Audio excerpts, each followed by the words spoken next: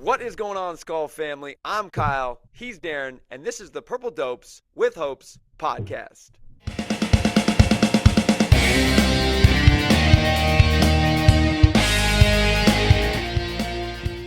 All right, Darin, here it is. Here it is, man.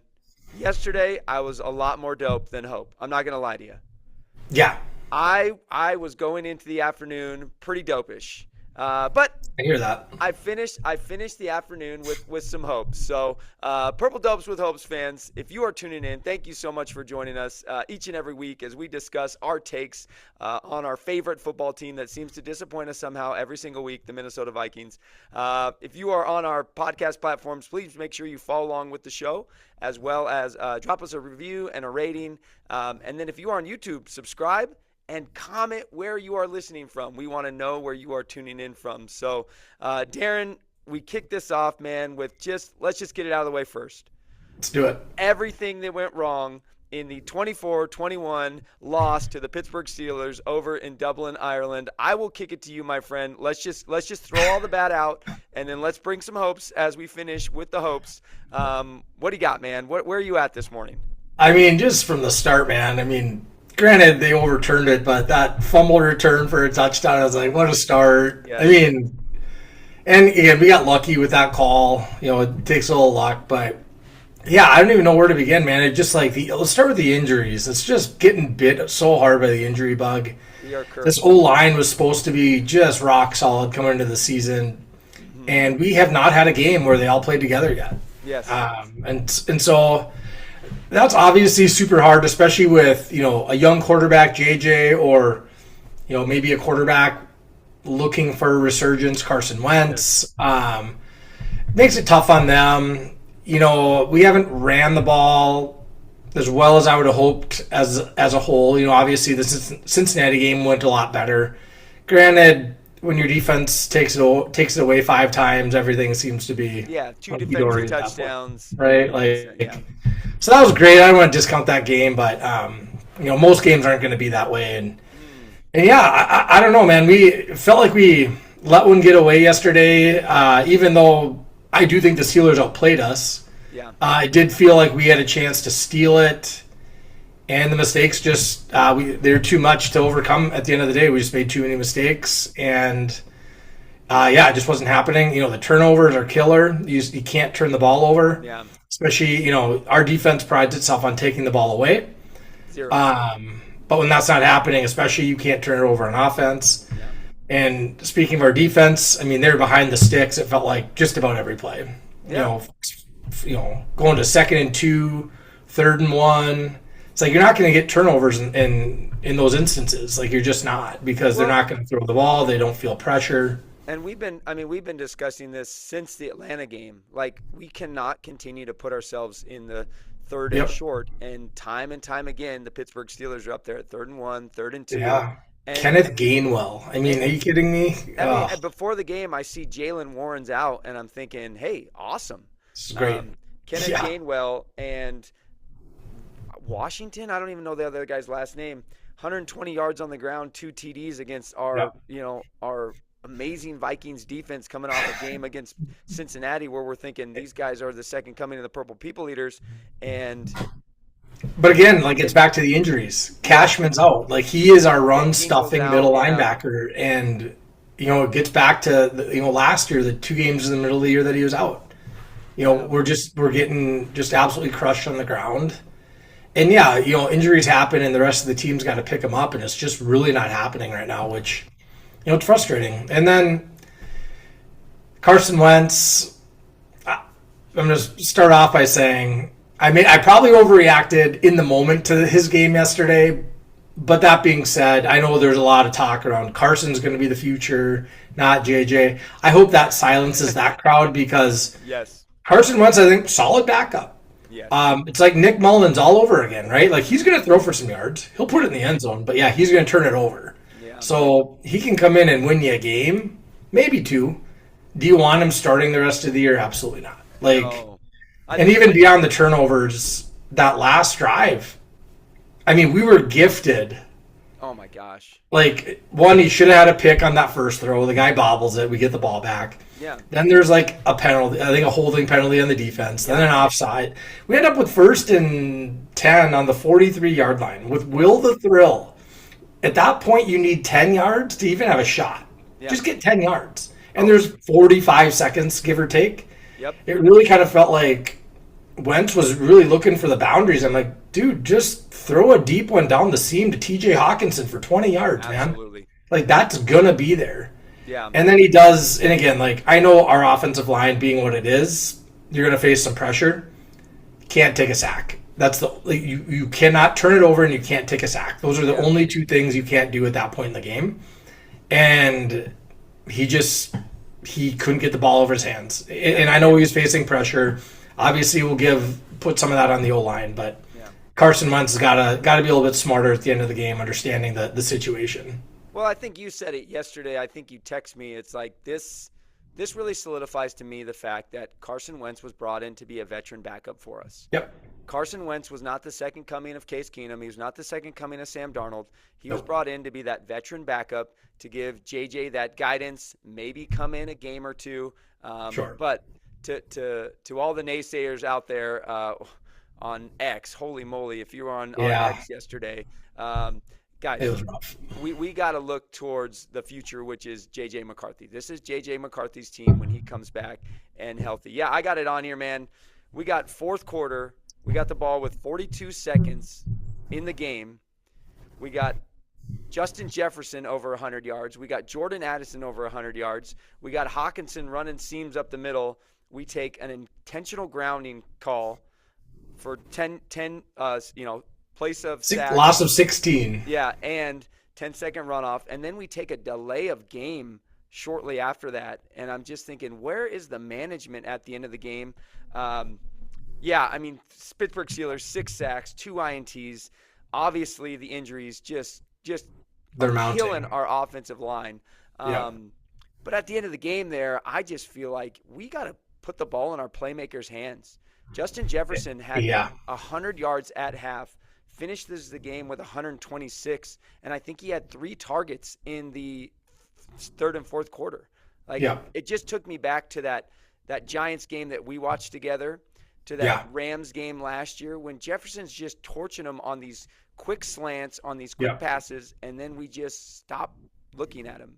And granted, we had a lot of 3-and-outs there in that third quarter, but man, we got to get Jefferson the ball, or at least give him the opportunity to make some plays. And again, it just felt like you had a chance to capitalize in a moment where, like, the aggregate of the game, you have been outplayed, right? Absolutely. We did not deserve to be in that game at all. Nope. And all of a sudden, you have the Steelers intentionally kicking it through the end zone. Yeah. There's 55-ish seconds on the clock when we get the ball at the 20. No timeouts, but you only need 35 yards to give yourself a chance. That's a 63-yarder for Will the Thrill. Yeah. Which maybe he misses, but like I want that chance. I want to see Will shot, for sure. Right? So that for me is just like you can, one play you should be able to get up there. Yeah. Oh yeah. And again, we're gifted these other plays to put us at the 43-yard line. I think we'd only lost about 10 seconds on the clock, and then you take that sack, and it's just like you just can't have it. I will say this. I was shocked that Jordan Addison got ran down on that broken coverage play. But I did watch the replay. Okay, that guy was booking. Yeah, I mean, he was. But and so I was shocked on that. I mean, to me, that is no doubt Addison's in the end zone. He gets caught by a linebacker. I mean, granted, that guy, you're right, he was flying. But to me, like, Jordan, you got to turn on the jets and get in the end zone at that point. I don't know if he was kind of pulling up, thinking he had a score there, but man, we need. I don't think he ever hit full speed, if I'm being honest. I watched the replay again. I'm gonna give credit to the hustle play on the Steelers guy, because like he got down the field. So credit where credit's due there. But it cost us a minute on the clock, or a minute or more. We have to score. Why did we run the ball on first down? I wasn't sure on that call. I don't know if that was just to call it the line to get the play, but I get that you're trying to probably trick them, right? But you got to think, if this doesn't work, we're going to lose another 30 seconds, which we Yeah. did. Yes. And it didn't pay off. I mean, again, we got the ball in the end zone prior to the 2-minute warning, which is what we had to do. Yeah. And again, whatever else happens, we got the ball back with a minute to go. Yeah. Needing, we'll call it between 30 and 40 yards to give ourselves a shot. And, we just couldn't get it done. And that's where, again, I'm going to put a lot of that on Wentz, fair or not. Like, that's just how I'm going to look at it. A guy's been in the league for 9 years. Yeah.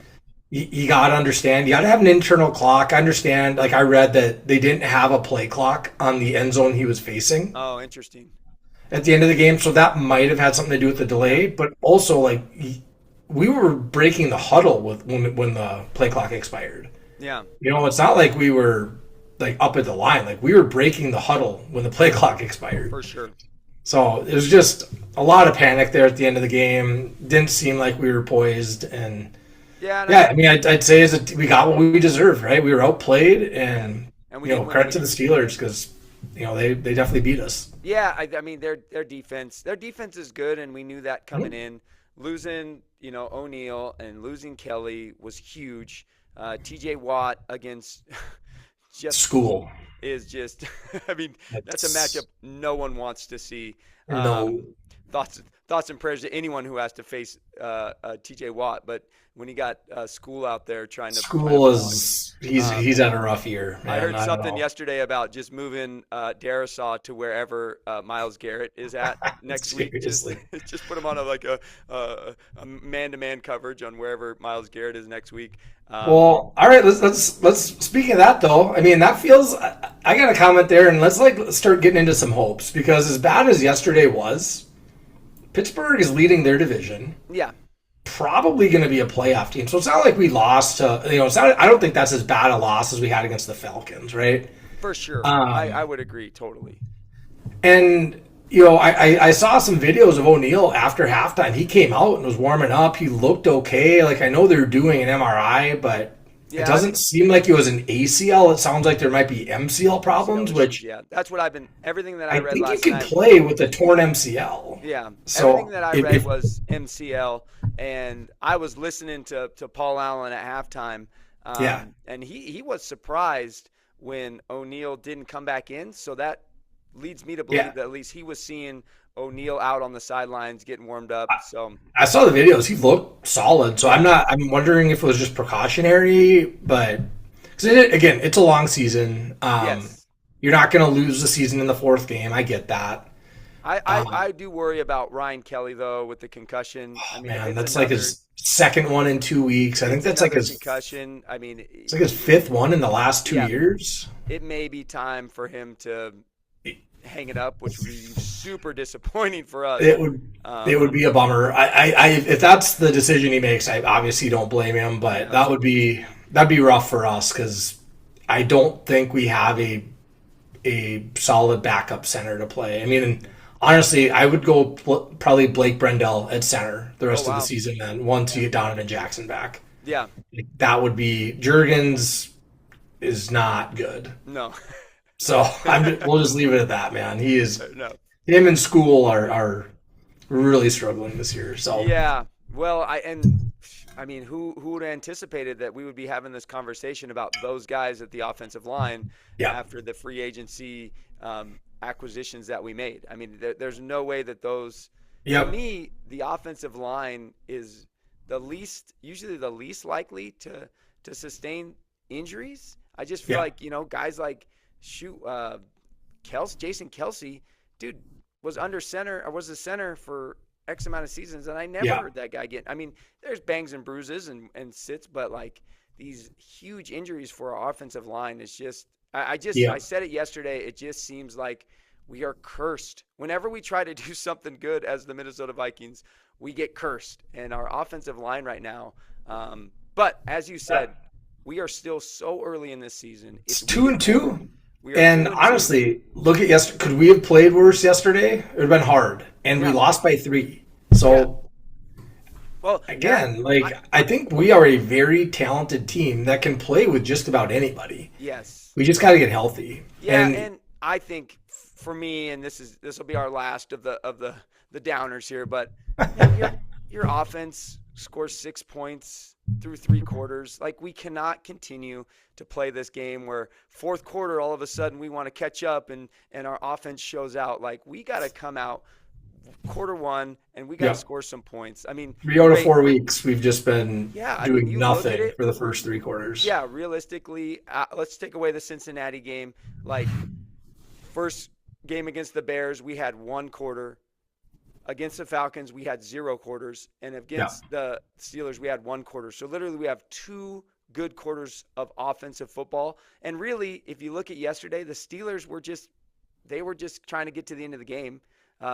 So the shots the ball on Addison was completely blown coverage, which we got lucky there. But, they're not in that stout defense trying to make plays. They're just trying to get guys down, get the clock, get out of Dublin with the win. So, but I look at the defensive side of the ball, and as we move to the hopes looking forward, like, aside from that random slant 80-yarder to Metcalf, I thought our defense against the pass did fine. I mean, Rodgers only had 200 yards passing, 1 TD.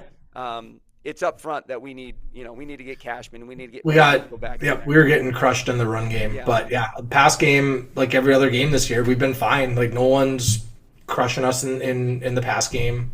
Gosh, get the Cashman back. We start out the game with that huge sack, and I'm thinking, this is going to be a feast. 3 and out to start. Redmond. Jalen Redmond. Man. He was in there. I mean, and so. He had 2 sacks yesterday. Yeah, I thought, geez, this is going to be a feast for the Vikings, and then it. Hargrave and Allen, they just they've been hit or miss. It feels like this year. Like, I did not notice them on the field outside of getting blown up. Like, it just felt like they were overmatched yesterday too. But yeah. All right. I don't know. Now we're looking ahead. We got another international game, Cleveland, they just beat Green Bay. So. Beat Green Bay, had a loss to the Lions 34-10. I mean, their offense struggles. They beat the Lions 13-10. Their offense struggles. Their defense. Their defensive dominated team. Absolutely. Got to be our biggest concern right now, especially with our O-line. So let's talk about some hopes that we have for the Vikings moving forward as we go into Week 5. I mean, one, again, I don't know if O'Neal is going to be held out for precautionary reasons. Maybe he's hurt, but he might play. So, again, you put O'Neal back in there. I would doubt that Kelly plays. Seems like they'll rest him, go into the bye, evaluate him during the bye. But if you can have O'Neal, Darrison, Fries out there, it's at least a start. I mean, again, Myles Garrett's a game wrecker. You're going to have to chip him with Oliver, Hawkinson, maybe a back, but max pass protection is going to have to be a focus going in. But, I mean, it was great to see Jefferson come off a big game. What do you have, 9, 10 catches, 120 yards. Addison, made a few grabs, had that long one. Thielen with some nice third down catches. So I think, like, offensively, like, it was great to see the yards that we were able to put up. Seems like Wentz is going to be the guy again this week. I get it. JJ's on the trip. I wouldn't mind seeing JJ if he feels healthy. Like, just throw him in, man. Throw him in, let him play. I mean, what? Yeah. It doesn't seem like that's going to be the play. Obviously, KOC knows more than I do, so all good. But I think offensively, we were moving the ball there at points in the game. Just got to see more consistency. Good to see our playmakers, getting the ball and making plays. So, I mean, I think, and again, the 8:30 start, 6:30, West Coast time.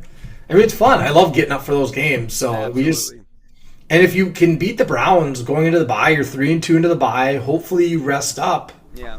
And then, you got Murderer's Row coming at you after that of a schedule. But, that's why you play the game. Oh, for sure. I mean, I think, to me, I said it's still early in the season that Cleveland is not a must-win, but for us, it's a we gotta win. Like, the Vikings gotta win against Cleveland, go into the bye 3-2. I just feel like, for all intents and purposes, like, a win is needed in London. Especially when you look at the post-bye schedule, I mean, there are no easy games. Oh, for sure. Like, I'll be surprised if we're favored in any of those games. So I think that you got to get the wins that you should get. I think we let at least one between Atlanta and Pittsburgh get away. We're probably should have won, needed to win, but got to beat Cleveland, beat 3-2 into the bye. And again, like our division is shaping up to be gettable. With the Packers getting that tie last night. Detroit's still Detroit, but I think so. They're gettable this year. Yeah. Chicago, who knows? But I there's not like in my mind like a pure favorite to run away with this right now. So, you just got to get another win under your belt, get into the bye, hopefully get healthy, hopefully get some guys back off of IR. Yeah, and I mean, I think our defense needs to show up in London. I think we need to make sure that defense is ready to go. I mean, Flores coming off that Atlanta game, for Cincinnati, really seemed like the defense was, overexcited, obviously. Absolutely. But I just hope we can do that. I don't know what the plan is as far as, do they trip back to Minneapolis and then go back to London, or are they staying over? Nope, they're staying over. They'll stay over there. So, I mean, some of that, could play in there as well. And then, I just think offensively, we got to move the ball. I come out, the game starts yesterday, and that first, aside from Mason, fumbling that ball, that was a good first drive. Wentz was 7 for 7. We were leaning on Mason in the run. He was carving up 5-6 yards. JJ, I think, had 4 or 5 catches that first drive alone. I mean, that is exactly what we want. I want to make sure we are continuing that. And not, I mean, it takes all the wind out of the sails when you get 3 on the first drive and then all of a sudden you're 3 and outs. I think the Steelers punted 1 time in the first half yesterday. Probably. Yeah, that can't happen. Like, we have to make sure we are making stops. But also, I was impressed yesterday with our time of possession. We had the ball a lot more, which is good for our defense. However, when Aaron Rodgers throws 1 pass and DK Metcalf goes 86 yards, I mean that's more of a fluke. I mean, credit where credit's due. DK caught it and outran everyone. He's still a beast. Yeah, but I still think I overall, like, the defensive push up front, happy with that. Yeah. Like, if you look back at some of the replays, we're in position. It's just, I mean, Ivan Pace seems to be the captain of missed tackles this year. Holy moly.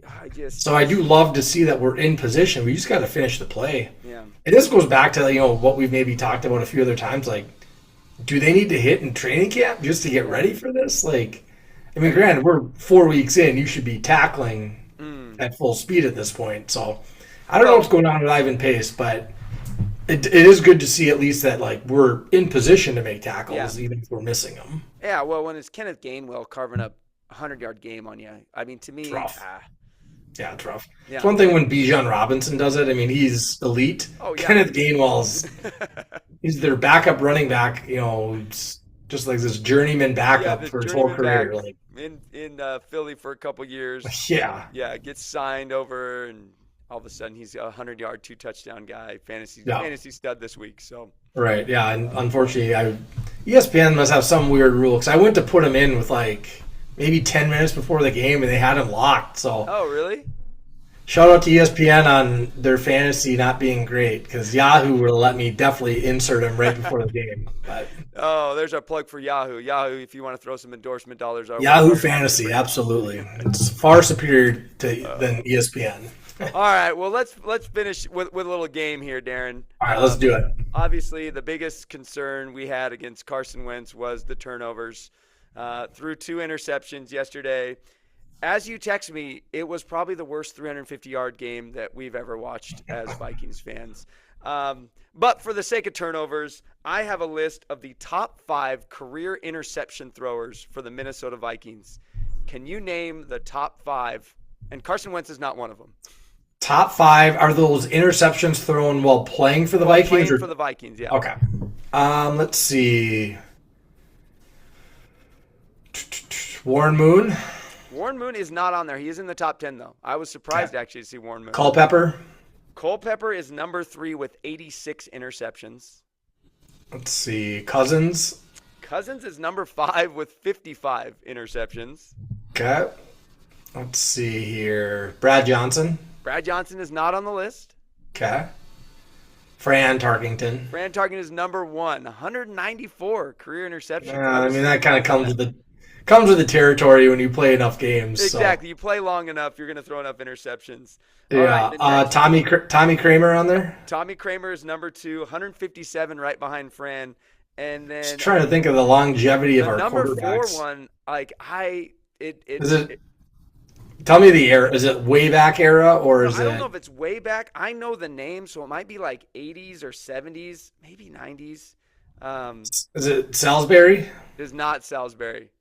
I think this guy's actually a coach now. Maybe he's not a coach. All right, let's hear it. Wade Wilson. Oh, Wade Wilson. Okay, yeah. How long was he the Vikings quarterback for? I don't know the length of time, but several seasons. That's like 80s. 80s, yeah. Yeah, I think mid to late interceptions in purple. Yeah, mid to late 80s. Okay. Yeah, I was surprised on that one. So, anyways, well, shout out to you, man. 4 out of 5. There you go. Yeah, so, nice. Okay, sweet. All right, Purple Dope fans, we appreciate you guys tuning in every week. We do have some merch that's going to be coming, some Purple Dope swag. So let's go. Get ready for that. If you are following along on YouTube, please make sure you subscribe to our channel. And then also ring the little bell. You know, when we post videos, that way you get updates. Ring that little bell. And then if you're on our podcast platforms, please make sure you follow along to the show and then rate and review our show. We want to hear what you guys think of it. So we are going to be coming back next week for the Browns game, unless some crazy Vikings news breaks, and then we will come back later this week because it usually happens whenever we drop these. So absolutely. You know something's coming after this drops, but if we have an emergency pod, we'll let you know. We will let you know for sure. All right, Skull family. We skull, you skull, we all skull together. Have a good week. Skull.